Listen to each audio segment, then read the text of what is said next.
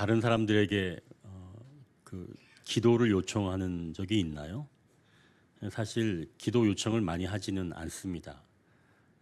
기도 요청을 하려면 적어도 기도가 뭔지, 그리고 기도의 능력이 어떤 건지 좀 알아야 또 기도를 요청하게 되지요. 그래서 이제 이 기도의 능력을 아는 성도들은 보통 목회자에게 기도를 요청을 합니다. 물론 이제 기도 요청을 할 때 목회자가 신령한 분인지 아닌지 그게 기준이 아니라 기도를 들어주시는 하나님을 신뢰하는 마음으로 기도를 요청하게 되죠. 제가 이제 전에 섬기던 교회에서 이 여집사님이 남편의 직장 문제를 놓고 저한테 기도를 요청해 왔습니다. 남편이 안수 집사님이세요. 근데 제가 알기로 그분은 굉장히 신실한 분이었습니다. 근데 직장 생활이 너무나 힘들다는 거예요. 작은 공장에서 책임자로 있는데 오너가 어찌나 그렇게 못되게 구는지 남편이 너무나 힘들어하면서 직장을 그만두고 싶어 한다는 겁니다.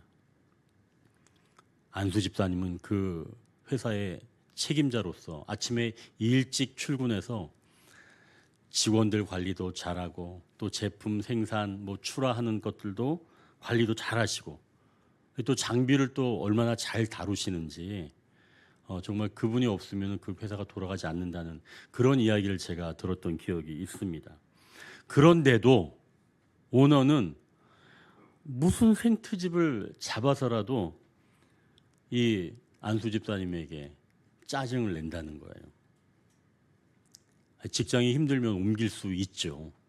그런데 옮기는 건 옮기는 거지만 내가 열심히 일한 것에 보람을 느끼지 못한다면 그건 굉장히 어려운 일이잖아요. 그렇다고 해서 또 막상 그만두면 바로 다른 곳으로 갈 수 있는 것도 아니기 때문에 여집사님이 안타까운 마음으로 저에게 기도를 요청하게 된 겁니다. 자, 그럼 이제 여러분이라면 그런 이야기를 들으면 상담가로서 여러분들은 어떻게 그 집사님에게 이야기를 해 주실 건가요? 1번, 때려치십시오. 어차피 거기 말고 없습니까? 자, 2번, 그래도 믿는 사람인데 참아야죠. 3번, 그렇다면 하나님께서는 이 일을 어떻게 생각하시는지 우리가 함께 기도할까요? 자, 여러분 같으면 물론 이제 다른 것도 있겠지만 1, 2, 3번 중에 어떤 것을 선택을 하시겠어요? 1번? 3번. 네, 감사합니다. 3번. 네, 3번 좋아요. 사실은 저도 3번을 선택을 했습니다. 그 집사님은 정말 신앙생활도 그렇고 직장생활도 잘하는 분이세요. 그래서 아침마다 일찍 출근해서 기계도 또 잘 돌보고 또 직원들도 관리를 잘 하시는, 그래서 그런 것들을 오너에게 인정을 받고 또 그에 합당한 보상을 받는 것, 아마 이런 모습이 그분에게는 합당한 직장 생활일 겁니다. 그런데 이 오너가 이분에게 하는 것은 합당한 것과는 너무나 거리가 멀었던 거죠. 너무나 함부로 말하고 또 경우에 어긋나는 그런 일을 많이 하게 된 겁니다. 자, 그럼 이제 어떻게 하면 좋을까요? 빨리 다른 곳으로 옮기면 좋을까요? 그래서 저도 말씀드린 것처럼 우리 이제 손영식 성도가 이야기한 것처럼 저도 3번을 이야기를 했습니다. 과연 하나님은 이 문제에 대해서 어떻게 생각하시는지 우리가 함께 기도하기를 원합니다. 저도 이제 그렇게 이야기를 했죠. 그러니까 그 안수 집사님은 그만둘 때 그만두더라도 이 일로 인해서 정말 직장을 옮기는 것이 맞는지, 맞는 선택인지 그런 게 궁금했겠죠. 이렇게 합당한 삶을 살지 못해 안타까워할 때 이 문제를 하나님께 올려드린다면 우리 하나님은 이 아름다운 기도를 외면하지 아니하시고 우리가 각자 알 수 있는 성경적이며 복음적인 방법으로 우리에게 알려주시는 줄 믿으시길 바랍니다. 자, 그럼 생각해 보십시오. 각자 합당한 삶이 있다면 서로 충돌을 일으키지 않을까요? 내가 생각하기에 합당한 것과 그 사람이 생각하기에 합당한 것, 이런 것들이 꽝 충돌을 일으키지 않을까요? 아닙니다. 합당한 삶의 기준은 분명히 있습니다. 이제 첫 번째 단락입니다. 합당한 삶이 있다. 우리가 10절, 11절인데요. 한 절씩 읽겠습니다. 주께 합당하게 행하여 범사에 기쁘시게 하고 모든 선한 일에 열매를 맺게 하시며 하나님을 아는 것에 자라게 하시고.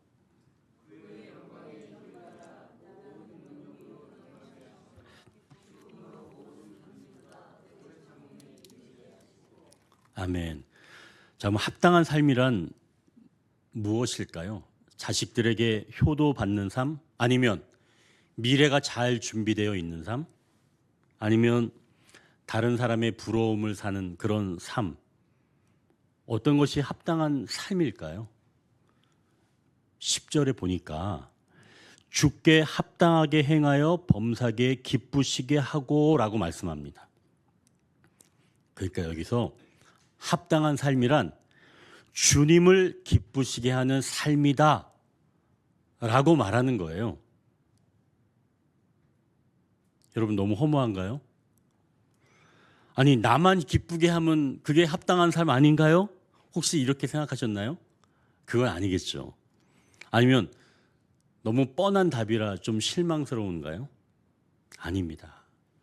주님이 기뻐하시는 삶, 이것은 모든 것들이 다 풍성한 상태인 줄 믿으시길 바랍니다.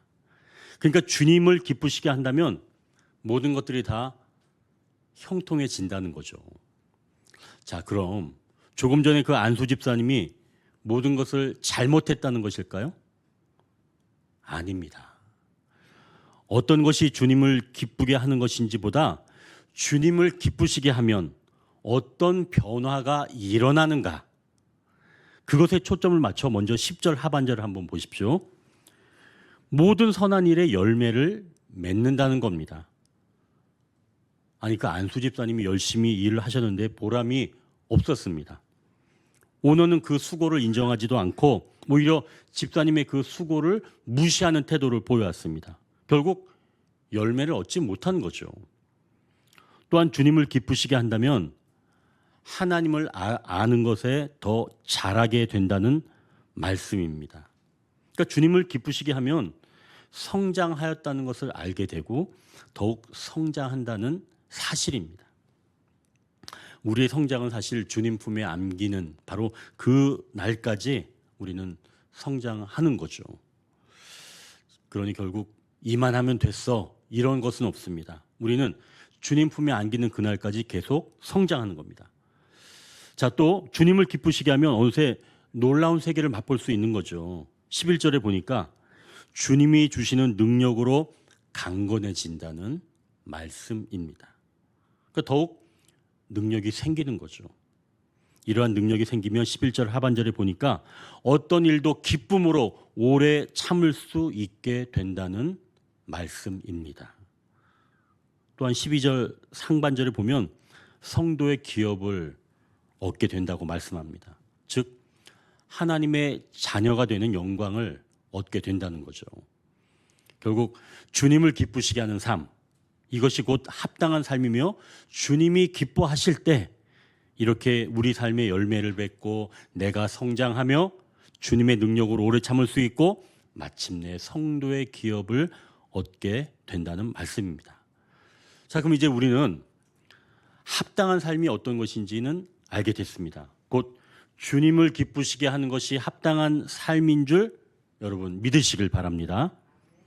사실 우리 마음 안에 이러한 합당한 삶은 내재되어 있어요. 즉 다른 사람과 친밀한 관계로 있고 싶어 하고 또 나도 기쁨에 살고 싶어 하고 일의 보람을 얻고 싶어 하고 또 주님을 기쁘게 하려는 그런 마음이 이미 우리 안에 내재되어 있다는 것입니다. 가정에서는 가장으로 아이들에게 친근하면서도 존경받고, 또 아내를 사랑하면서도 아내에게는 인정받고, 부모에게는 잘 섬겨드리면서 인정받는 것이 합당한 삶인 줄 우리는 알고 있다는 거예요, 이미. 그런데 합당한 삶이 쉬운가요? 주님을 기쁘시게 하는 그런 삶이 쉬운가요? 그리고 타인과 관계도 원만하면서 일의 보람을 얻고 사는 그런 합당한 삶이 쉬운가 말입니다. 어느 장로님이 연세가 높으신 어머니와 사이가 좋지 않았습니다. 그런데 어느 날 이 장로님이 어머니가 계신 그 방에 들어가셨는데, 잘 안 들어가셨어요. 근데 들어가셨는데 한참 만에 나오셨습니다. 이 자식들은 그 모습을 보고 아버지가 우셨다는 것을 알았습니다. 이 장로님은 처음으로 어머니와 깊은 대화를 마치셨고, 어머니는 일주일 만에 돌아가셨습니다. 그런데 그 장로님도 약 한 달 뒤에 돌아가셨어요. 마지막 두 분이 깊은 대화를 통해 힘들었던 것을 나누고 천국으로 가신 거죠. 두 분이 어머니와 아들로서 조금 더 일찍 깊은 대화를 하고 더욱 서로 사랑하는 관계로 살았으면 얼마나 좋았을까요? 합당한 삶의 모습은 우리 내면 안에 이미 있습니다. 다만 우리가 합당한 삶을 살지 못하도록 그 무언가가 막고 있다는 거예요. 막고 있는 그 실체, 아마 이것은 이제 우리 성도님들이라면 어느 정도 알고 있을 줄 믿습니다. 보이지 않는 세계의 한 축을 이루고 있는 악한 세력들이죠. 이들은 세상 사람들을 공격할까요? 아닙니다. 이 악한 것들은 세상 사람들을 잘 공격하지 않아요. 왜 세상 사람들을 잘 공격하지 않을까요? 세상 사람들은 이미 하나님을 믿지 않고 악이나 세상의 지배를 받고 있기 때문에 굳이 악한 것들은 세상 사람들을 손대지 않습니다. 그냥 내버려 두는 거예요. 왜 그러냐면 악한 것들의 지배를 받거나 세상의 질서에 편입되어서 살아가다 보면 시기하고 질투하는 것이 늘 일상화되어 있기 때문에 그곳에는 평화가 적거나 없게 되죠. 그러니 사실은 그러한 공동체에서 신앙인으로서 살아가는 게 녹록지 않은 겁니다. 결국 악한 것들이 지배하고 있는 세상에서 합당한 삶으로 살아가기에는 굉장히 버겁다는 거죠. 그래서 악한 것들은 오히려 예수님을 믿는 사람들을 공격하는 겁니다. 10절, 11절에 나오는 주님을 기쁘시게 하는 삶과 완전히 정반대 상황을 만들어가는 거죠. 열매가 없게 하고 하나님이 없는 것처럼 느껴지게 하고 능력이 사라지는 것을 경험하게 하고 기쁨이 사라지게 만드는 겁니다. 이게 다 악한 것들이 하는 일들이에요.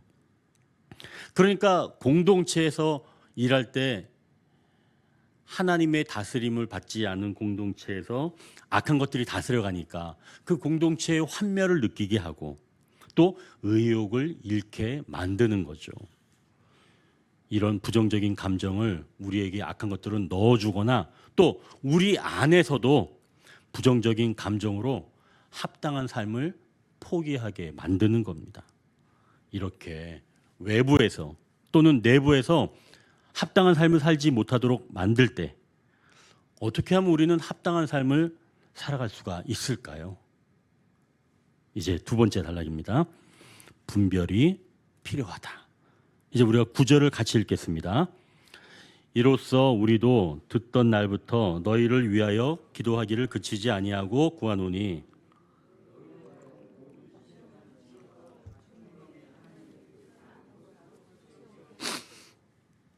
지금 바울이 이 골로새 교인들의 합당한 삶을 위해서 지금 중보 기도하고 있는 내용입니다. 이 바울의 기도 내용을 잘 들어보면 합당한 삶을 위해서 필요한 게 무엇인지 우리가 알 수가 있어요. 하반절을 한번 보니까 너희로 하여금 모든 신령한 지혜와 총명이라고 말씀합니다. 신령한 지혜와 총명은 영적인 통찰력을 이야기하는 거예요. 이걸 한마디로 얘기한다면 영적인 분별력이죠. 여기서 영적이란 말, 이것은 곧 이 분별력이 하나님께서 주신 것이며 또한 하나님과 연결되어 있는 분별력이라는 말씀입니다. 바울의 골로새 교인들을 위해 영적인 분별력을 구하는 것은 그 당시 헛된 속임수 그리고 철학들이 난무하는 세상이었어요. 그래서 그 안에서 합당한 삶을 살도록 구하는 방편이었던 거죠. 어떤 것이 바른 삶인지 판단하기 위해 바울은 분별력을 구했던 겁니다. 이런 분별력은 성도의 삶에 꼭 필요한 은사이면서 또한 하나님으로부터 공급되는 신령한 것이라는 거죠. 그래서 이러한 분별력은 9절에 말씀하는 것처럼 하나님을 더욱 알아가게 된다는 말씀입니다. 헬리나 오웬의 책에서 이 분별력은 일어나는 일들의 상호 연계성을 간파하는 통찰을 준다고 했습니다.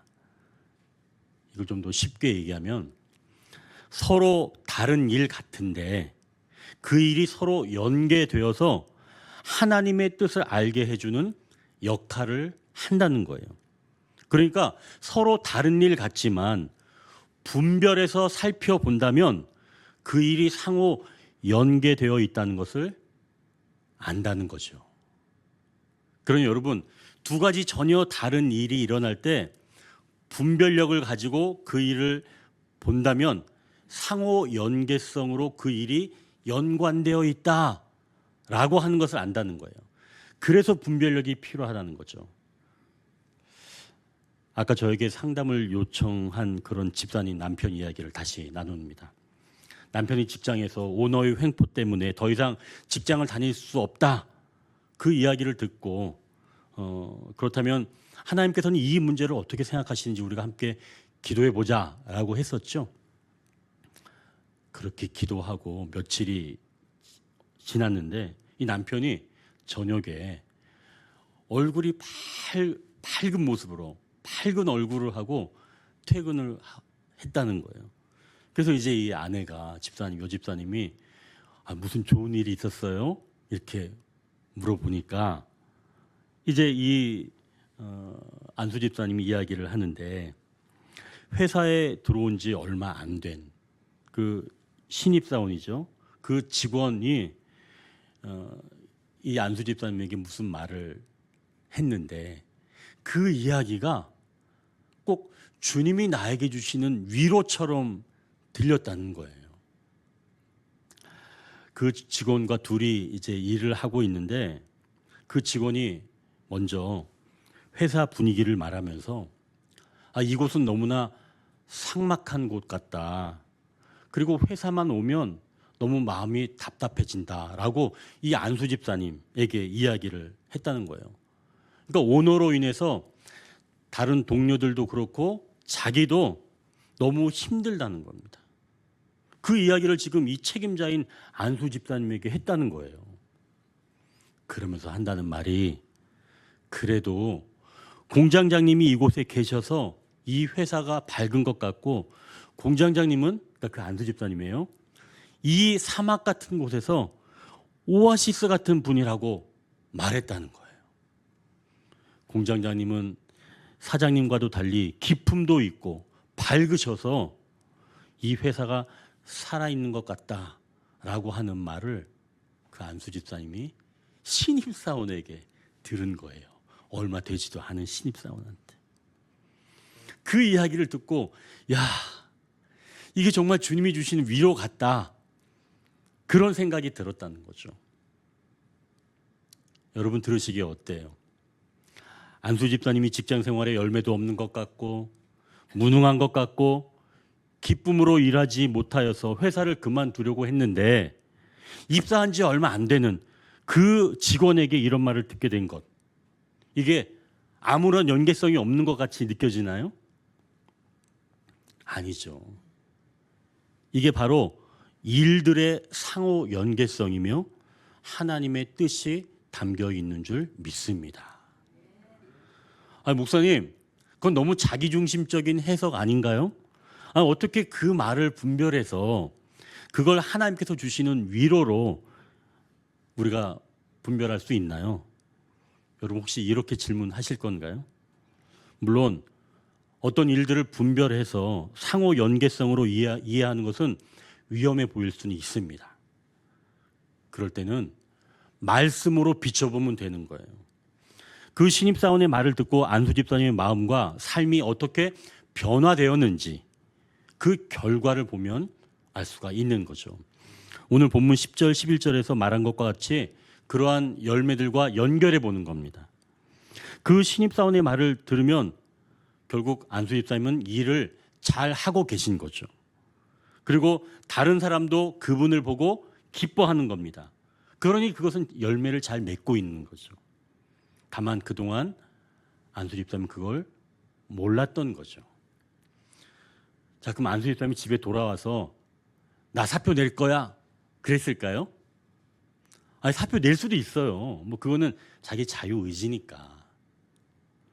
그러나 분명한 건 그분의 수고가 헛되지 않았다는 겁니다.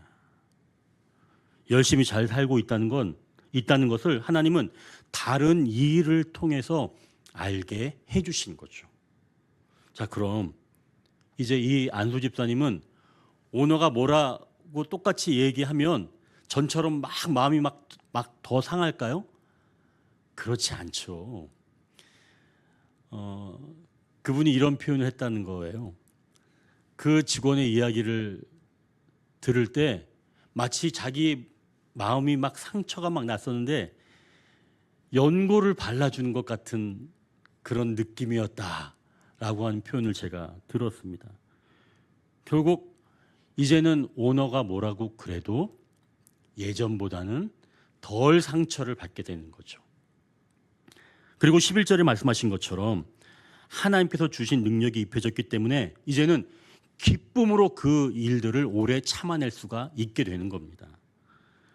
결국 그 직분을 감당해낼 수 있는 거죠. 자, 그렇다면 이렇게 분별은 어떤 선택을 내릴 때 지금 내가 어떤 선택을 내려야 하는지 하나님께서 이 상황을 어떻게 보시는지 알 수 있는 그런 중요한 기준점이 된다는 거죠.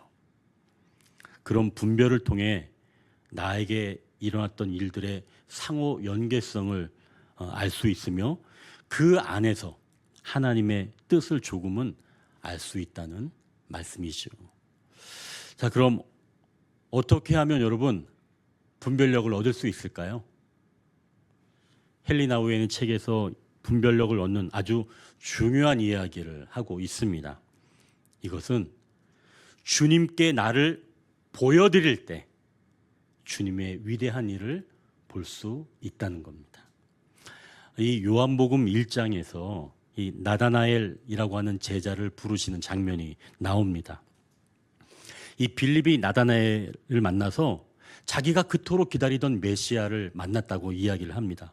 그분이 누구냐면 바로 나사렛 예수다라고 이 나다나엘에게 이야기를 했는데 나다나엘이 딱 듣고 아니 나사렛에서 어떻게 그런 분이 나올 수가 있어? 그러면서 반신반의하면서 예수님한테 나갔다는 거예요. 그때 예수님은 그렇게 예수님에게 오는 나다나엘을 보시면서 보라 이는 참으로 이스라엘 사람이라 그 속에 간사한 것이 없도다라고 나다나엘을 칭찬해 주십니다. 그러자 나다나엘이 아니 어떻게 나를 아십니까? 라고 예수님에게 물어봐요. 그랬더니 예수님께서 이렇게 대답해 주시죠. 빌립이 너를 부르기 전에 내가 무화과 나무 아래에서 있을 때 보았다라고 말씀하십니다. 나다나엘은 메시아를 기다렸던 사람이에요. 그런데 그 무화과 나무 아래에서 자기의 마음까지 다 보여드렸던 거죠. 이렇게 주님께 나를 보여드리는 자는 주님이 하시는 일을 보게 되는 줄 믿으시길 바랍니다. 주님이 그래서 나중에 나다나엘에게 이렇게 말씀하세요. 진실로 진실로 너에게 이르노니 하늘이 열리고 하나님의 사자들이 인자 위에 오르락 내리락 하는 것을 보리라. 결국 주님께 우리의 모습을 보여드리면 주님도 주님이 생각하시고 이루시는 일을 보여주시는 줄 믿으시길 바랍니다. 그럼 여러분, 우리가 주님께 보여드릴 때 나조차 보고 싶지 않은 바로 그러한 부분까지 주님께 보여드린다면 주님은 우리에게 주님의 뜻을 분별할 수 있도록 분별력을 주시는 줄 믿으시길 바랍니다. 나의 한계를 보여드리고 나도 정말 합당한 삶을 살고 싶은데 그렇게 못하는 솔직한 나의 모습을 보여드린다면 주님께서 그때부터 분별할 수 있도록 역사해 주시는 줄 믿으시길 바랍니다. 여러분, 그래서 여기서 중요한 건 우리 마음에 합당한 삶을 살지 못하는 바로 그 부분을 주님께 보여드리는 겁니다.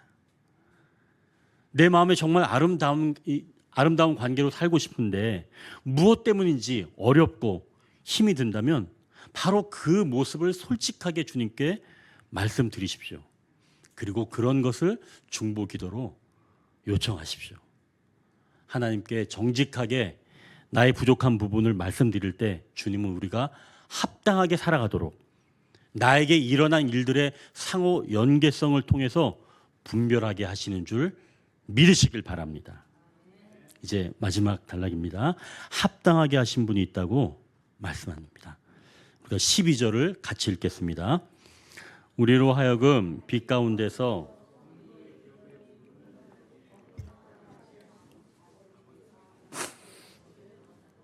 아멘. 지금 이 12절을 보니까 분별력을 통해서 얻는 것이 무엇인지 지금 알게 하십니다. 뭐냐면 분별력으로는 성도의 기업을 얻게 하신다는 거예요. 즉 하나님의 자녀의 권세로서 권리를 얻게 되는 거죠. 이건 순전히 합당하게 하신 하나님이 계시기 때문입니다. 그러니까 이 말씀은 하나님께서 성도가 분별력을 얻고 합당한 삶을 살게 하신다는 거죠. 누가 하신다고요? 하나님께서. 성도가 합당하게 살아가도록 하나님께서 분별력을 허락해 주신다. 자, 그걸 가지고 다시 이제 9절 상반절을 다시 한번 보십시오. 9절 상반절 보면 이로써 우리도 듣던 날부터 너희를 위하여 기도하기를 그치지 아니하고 구하노니. 바울은 지금 골로새 교인들의 이야기를 듣는 순간부터 기도하기 시작했다는 말씀입니다. 그리고 멈췄다는 건가요? 아닙니다. 여기서 지금 보니까 너희를 위하여 기도하기를 그치지 아니하고 라고 얘기했죠. 그치지 않고 계속 구했다는 거예요. 언제까지 구했을까요? 그게 맨 마지막에 있는 12절에 나옵니다. 언제까지 구했냐면 마지막 부분을 보니까 아버지께 감사하기까지 구했다는 거예요. 그러니까 우리가 언제까지 기도해 주는지 알 수 있겠죠. 이야기를 듣는 그 순간부터 그치지 않고 기도를 해 주는데 그 기도가 언제까지냐면 그 사람 입에서 하나님 아버지께, 그러니까 아버지라는 표현이 꼭 들어가는 거죠. 하나님 그분이 나의 아버지고 그분께 감사하기까지 바울은 구했다는 겁니다. 그게 처음과 끝에 있는 거예요. 그 안에서 분별력이 일어나고 있는 거죠. 이 놀라운 이야기입니다. 그러나 여러분, 지금 이 바울은 골로새 교인들을 만난 적이 없어요. 바울이 만난 사람이라고는 골로새 교회를 개척한 이 에바브라만 만났습니다. 다른 성도들은 못 봤어요. 하지만 골로새 교인들의 소식을 듣고 하나님이 나에게 듣게 하셨다면 이건 내가 기도해야 되겠구나. 그런 기도의 명령인 줄 알고 바울은 듣자마자 기도를 시작한 거죠. 그리고 그치지 않고 기도했고 결국 그들의 삶에서 하나님을 나의 아버지라고 부르면서 감사하기까지 기도했다는 겁니다. 결국 이 말씀은 합당한 삶을 위해서 공동체에서 서로 기도하게 하시면서 또한 성령님께서 말할 수 없는 탄식으로 우리를 위해 그치지 아니하시고 우리를 감사의 고백까지 하도록 우리를 위해서 성령님께서 간구하고 계신 줄 믿으시길 바랍니다. 그러니 이것은 합당하게 살게 하시는 분 누구라는 거예요? 하나님이라는 거예요. 제가 배우고 있는 그 영성 치유 전문 과정에서는 이 발달 심리학도 배우면서 인간의 전생에, 즉 태아부터 죽음까지 이 영성과 접목시켜서 치유 과정을 배우고 있습니다.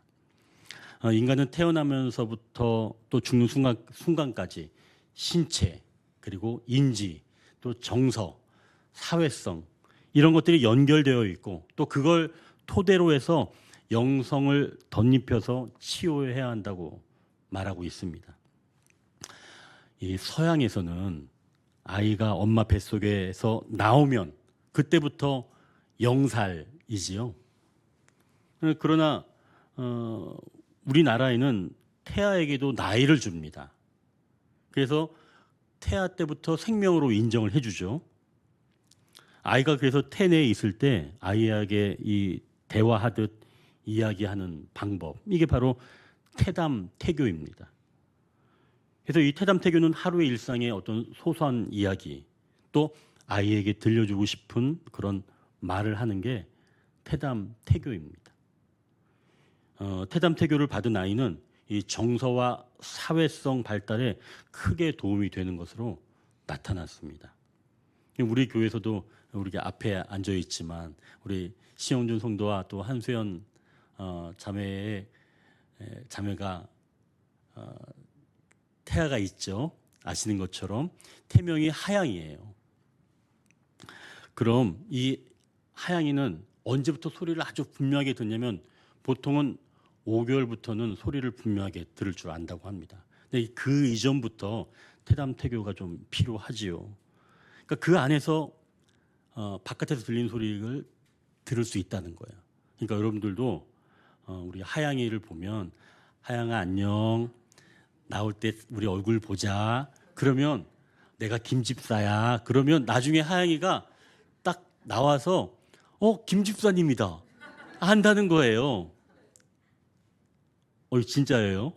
그러니까 여러분, 그러니까 우리가 하양이를 대할 때 어떻게 하라고요? 안녕 하양아, 나중에 봐. 이렇게 인사하십시오. 그럼 나중에 그래, 그때 나한테 인사한 분이 바로 이분이구나. 그 목소리를 듣고 안다는 거죠. 자, 그럼 이제 이렇게 인간의 이 신체가 처음에 급속도로 이렇게 발달할 때 좋은 이야기를 들려주는 게 중요하다는 거죠. 자, 그럼 이제 반대로 인간이 죽음에 이르렀을 때도 마찬가지입니다. 돌아가시기 전에 청각은 살아있는 거예요. 그래서 아이에게 좋은 말을 많이 들려주는 것처럼 마지막 죽음을 앞둔 그런 분들에게도 많은 이야기를 들려드려야 하는 거예요. 그동안 잘 살아오셨고 너무 감사했다는 그런 말을 계속 들려드려야 한다는 거죠. 그러면 마음이 안정되고 죽음을 잘 받아들이면서 고통이 없다는 겁니다. 그리고 하나님께서 우리 성도님을 안아주실 겁니다. 확신을 심어주는 게 굉장히 중요하죠. 자, 이제 이 아이가 태내에 있던 아이가 문 밖으로 나와서 영유아기가 되면 부모는 아이와 그때부터 접촉을 하게 됩니다. 아이는 이런 접촉을 통해서 안정을 느끼고 사랑받는다는 것을 알고 만족해하죠. 그렇다면 노년도 마찬가지입니다. 노년에는 우리 부모님 세대들도 신체가 급속히 노화되면서 그때는 불안을 느끼는 거예요. 그러니까 유아기 때는 신체가 급속도로 성장하면서 접촉이 필요하다면 노년 때는 신체가 노화되기 때문에 불안한 마음이 있기 때문에 접촉을 많이 해줘야 한다는 겁니다. 그래서 이때는 자녀들이 연로하신 부모님을 안아드리고 이렇게 만져드리고 하는 그런 일을 통해서 이 노인분들이 마음의 안정을 가지고 삶의 보람을 느낄 수 있게 된다는 거죠. 그러면서 신체와 인지와 정서, 사회성 이런 것들을 통해서 안정적인 그런 노후 생활을 할 수가 있다는 겁니다. 제가 왜 이런 이야기를 계속 하냐면, 제가 이런 것을 알아가면서 떠오르는 생각은, 내가 우리 어머니를 많이 안아드리지 못했구나, 그런 마음이 딱 들었습니다. 저도 어머니와 더 친밀해지고 싶은 그런 마음의 열망이 있는 사람이었어요. 그래서 어머니가 그동안 잘 살아오셨고, 또 어머니 훌륭하십니다, 멋지십니다 라고 하는 이야기들을 더 많이 해드려야 하는데, 저는 그걸 놓치고 있었던 거죠. 제가 이렇게 배움을 통해서 저의 부족한 부분을 분별하게 된 겁니다. 그러니까 저는 배움을 통해서 이제 이 분별하게 된 거죠. 그래서 제가 요즘 아침 저녁으로 어머니를 꼭 안아드리고 있어요. 잘 살아오신 인생입니다. 어머니를 제가 응원을 해드리죠. 어머니 너무 좋아하시더라고요. 제가 이렇게 앞에 계신데도 제가 이렇게 뻔뻔하게 이야기하는 이유가 뭐냐면, 하나님은 우리가 정말 합당하게 살기를 바라신다는 거예요. 그래서 저한테는 배움을 통해서 또 알게 하셔서 분별하게 하시는 거죠. 나의 부족한 부분을 알게 하셔서 그것을 실행하면서 정말 합당한 삶을 살게 하도록 하나님께서는 다양한 방법으로 우리를 일깨워 가신다는 겁니다. 결국 우리의 부족한 부분만 우리가 올려드린다면 하나님은 주저하지 아니하시고 우리가 분별하도록 상호 연계성으로 일들을 파악하게 하시고 마침내 분별하여 합당한 삶을 살게 하시는 줄 믿으시길 바랍니다. 여러분, 우리는 합당한 삶을 살길 원합니다. 합당한 삶을 살기 위해선 분별해야 합니다. 이 분별은 우리의 모습을 주님께 올려드릴 때, 정말 감추고 싶은 것까지 올려드릴 때 주님은 합당한 삶을 살게 하시는 줄 믿습니다. 주님께서 우리를 합당한 삶을 살게 하시는 이유는, 그럼 왜 도대체 우리가 합당한 삶을 살게 하실까요? 그 이유는 주님이 합당한 삶을 못 사셨기 때문에 그렇습니다. 하나님의 아들로서 합당한 삶을 포기하시고 흑암의 권세가 꽉 붙들고 있는 이 땅에 내려오셨습니다. 마땅히 받으셔야 할 영광을 받지 못하시고 오히려 비난과 침뱉음을 당하셨습니다. 그리고 고난의 십자가를 지셨지요. 주님께서 합당하지 못한 것들을 다 십자가에 지고 가셨기에 우리가 합당한 삶을 살 수 있게 되었습니다. 그래서 우리는 예수님의 이름으로 구하기만 한다면 하나님은 예수님의 그 십자가의 공로를 기억하셔서 우리를 합당하게 살게 하시는 줄 믿으시길 바랍니다. 지금은 사순절 기간이에요. 우리가 가족에게 축복할 때 가족의 마음이 따뜻해지잖아요. 그렇다면 이 사순절 기간, 주님이 고난받으신 이 기간에 우리가 주님께 주님 참 감사해요 라고 박수를 쳐드린다면 주님이 좀 더 기뻐하지 않으실까요? 여러분 생각은 어떠세요? 주님께 감사합니다라고 박수를 쳐드리는 것 말입니다. 우리 한번 주님께 감사하다고 박수 한번 쳐드릴까요?